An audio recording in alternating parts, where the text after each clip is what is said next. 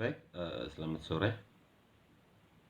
Perkenalkan, nama saya Venantius Nicholas Jeffrey Bue dengan NIM 1723030022 dari jurusan Sosiologi, Fakultas Ilmu Politik dan Ilmu Sosial. Di buku kali ini saya akan membahas buku review yang ketiga dalam perkuliahan Sosiologi Terapan dengan judul Visi, Teknologi, dan Politik Demokratik.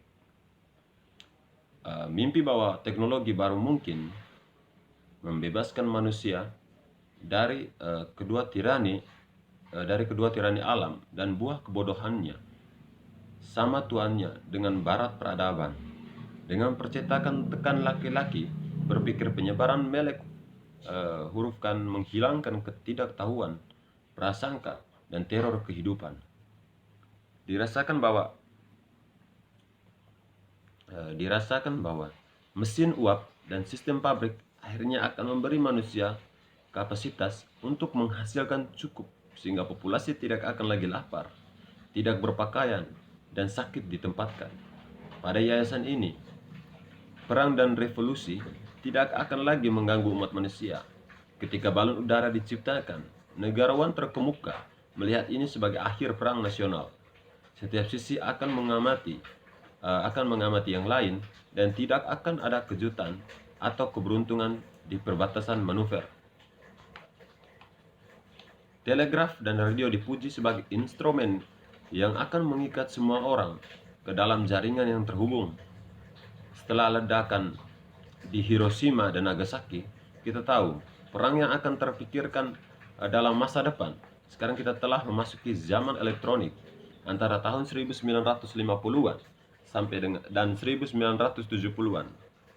Komputer merevolusi pemrosesan data, perhitungan matematik, dan sistem kontrol fisik. Dari dasar pencapaian nyata ini, suara-suara bangkit lagi untuk menyarankan bahwa komputer dan sistem komunikasi mungkin berfungsi sebagai agen untuk membawa masyarakat ke fase yang sama sekali baru. Informasi tentang realitas sosial sudah dapat dibuat begitu kaya dan rinci. Kebijakan pilihan dapat begitu jelas didefinisikan. Kemungkinan hasil alternatif langkah-langkah dapat diprediksi secara akurat. Dan mekanisme umpan balik dari masyarakat akan sangat efektif, sehingga manusia akhirnya bisa membawa penuh intelijen untuk menanggung pada penyelesaian masalah sentral pada masyarakat. Tapi ada tema lain yang juga sama tuanya dengan peradaban barat. Ketakutan bahwa manusia mungkin merebut lebih banyak pengetahuan daripada yang seharusnya dimiliki atau daripada dia mampu mengendalikan.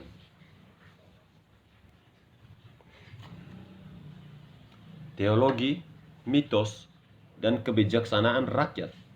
Kita bergema dengan peringatan ini dari pengusiran Adam untuk mencicipi apel pengetahuan kepada murid penyihir yang hampir tenggelam. Dapat diserangkan ketika ia mencoba sihir yang disediakan dalam kehidupan nyata hari ini. Tidak paranoid, khawatir apakah senjata atom dapat menyebabkan penghancuran semua kehidupan di bumi, atau apakah manusia dapat mencermati lingkungannya melalui cabang teknologinya, bahwa kehidupan akan menjadi tak tertahankan di tengah kemewahannya. Itu pada tahun 1960-an, bahwa tulisan-tulisan tentang komputer mulai gemet tradisi ini di kalangan populer dan intelektual. Alarm terdengar tentang masa depan privasi di zaman data bank komputer selama dehumanisasi dan dibuat ketika transaksi komputerasi menggantikan hubungan tatap muka, dan tentang kemungkinan munculnya teknologi elit dengan kesetiaan yang tidak cukup untuk proses demokratis. Ketika tahun 1960-an, editing sama akhir, satu firasat muncul yang menarik semua yang lain bersama-sama dan membawa keprihatinan populer untuk ultimate akhir daripada mencoba untuk mengungkapkan hal ini dalam istilah analitis. Izinkan saya menggunakan format fiksi ilmiah untuk menyajikan ketakutan dan membuat dasarnya. Pengaturan cerita saya adalah Amerika Serikat pada tahun-tahun awal abad ke-20. Tahun 2020 akan menjadi tentang benar yang terkemuka karakter. Cosmopragmos adalah master program caseworker di biro simulasi kehidupan saat ini.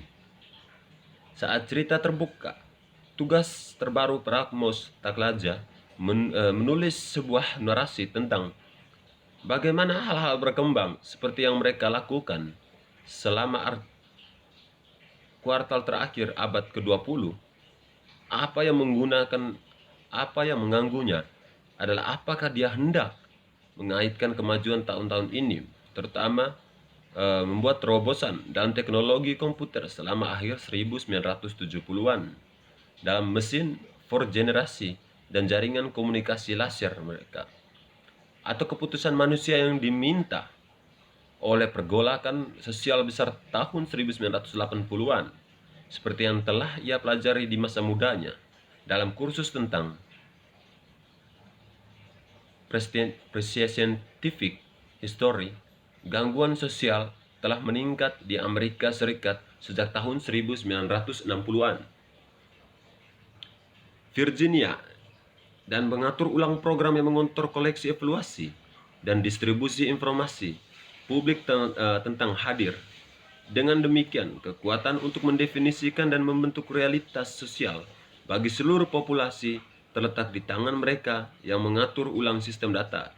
Jika mereka bisa menyetujui kebijakan dan menyerahkan pertengkaran partisan biasa mereka, fundamental informasi, sistem politik dan sosial jelas mungkin. Seorang anggota konferensi dari konsorsium pusat penelitian antar universitas mengatakan bahwa bermain-main dengan catatan dan memasukkan berita terdengar sangat dekat dengan Orwell di tahun 1984 dengannya. Tapi Grant, juru bicara korporasi, mengingatkan konferensi bahwa Kementerian Kebenaran dan dalam novel Orwell dengan terus-menerus memperbaiki dari cetakan halaman dalam sistem minyak mentah yang dirancang untuk meningkatkan kediktatoran totaliter secara terbuka. Sebaliknya, konferensi ini mengusulkan untuk melestarikan masyarakat demokratis. Satu-satunya cara untuk melakukannya adalah dengan menyelesaikan konflik antara perencanaan ahli dan partisipasi populer yang membuatnya mustahil untuk menyembuhkan divisi dan menghasilkan penyebab konflik sosial dalam masyarakat Amerika. Dia implikasi dari studi konsorsium terbukti bahwa sangat persuasif untuk konferensi Philadelphia. Dari analisis sosial mereka bergerak cepat ke tindakan sosial. Dengan persetujuan bulat, mereka menciptakan komisi desain sistem nasional yang mencakup semua kelompok-kelompok berpengaruh dalam pendirian nasional industri militer, komunitas pengetahuan, serikat buruh, perencanaan, asosiasi profesional, persatuan kepentingan etnis dan minoritas, dan pemerintah dari lembaga lokal, negara bagian, dan nasional. Sebuah posting khusus sebagai sistem ombudsman diisi oleh ketua American Civil Liberties Union. Apa yang NSDC diproduksi adalah 2 lagu informasi desain untuk masyarakat Amerika. Dari buku ke-13 mungkin yang dapat saya sampaikan berkaitan dengan judul Visi Teknologi dan Politik Demokratik Mungkin di sini saja, sekian dan terima kasih.